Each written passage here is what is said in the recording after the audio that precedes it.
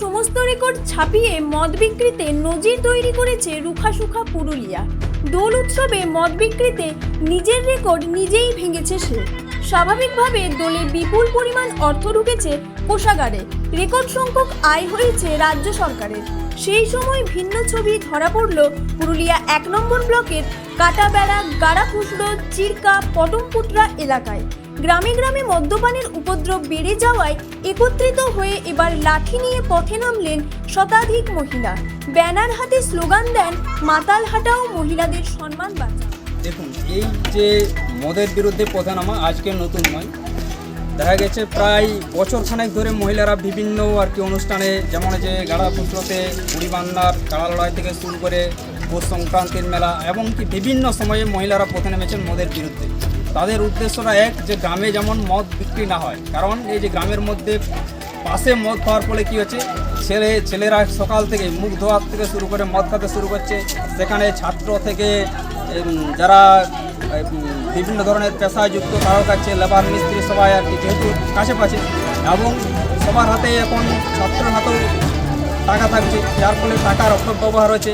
অনেকেই কী করছে, এই যে যারা লেবার টাইপের লোক, তারা কী করছে, যে তার স্ত্রী যে লক্ষ্মীর ভাণ্ডার পায় তাকে জোর করে তোলা করছে, বাসকা ভেঙে অনেক সময় গয়না, ধান বিক্রি, ঘরের চাল বিক্রি করেও এরকম অনেকেই মদ খাচ্ছে, এটা আমি জানি আর কি। তো সেই জন্যই চাই যে মহিলাদের এই যে পথে নেমেছেন, এই পথে নামাটাকে আমরা স্বাগত জানাই।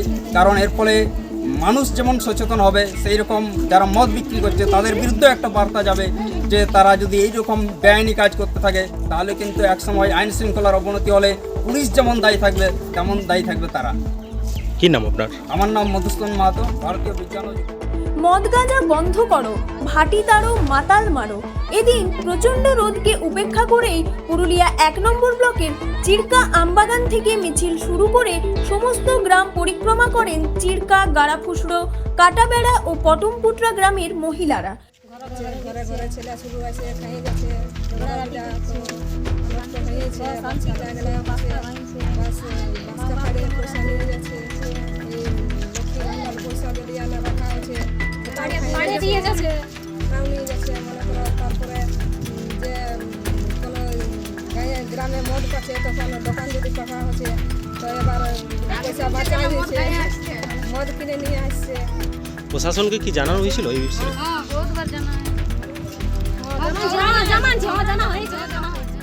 মহিলাদের অভিযোগ, এলাকার বেআইনি মদের ঠেকগুলির জন্য ঘরে ঘরে অশান্তি ও নারী নির্যাতন বাড়ছে।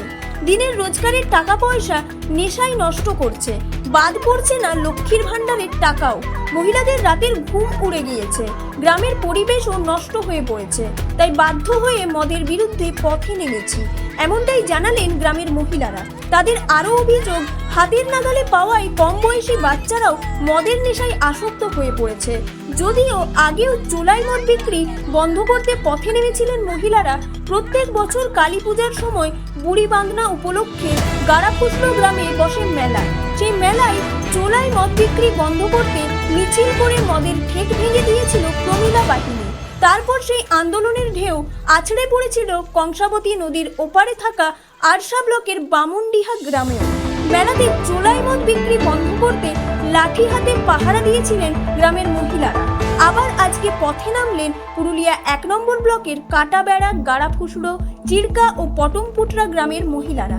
চিরকা গ্রামের সুনিতা মাহাতো, যশোদা মাহাতো, অষ্টমী মাহাতো জানান, বেআইনি মদ ভাটি ও চোলাই মদের বিরুদ্ধে নিয়মিত অভিযান চলবে।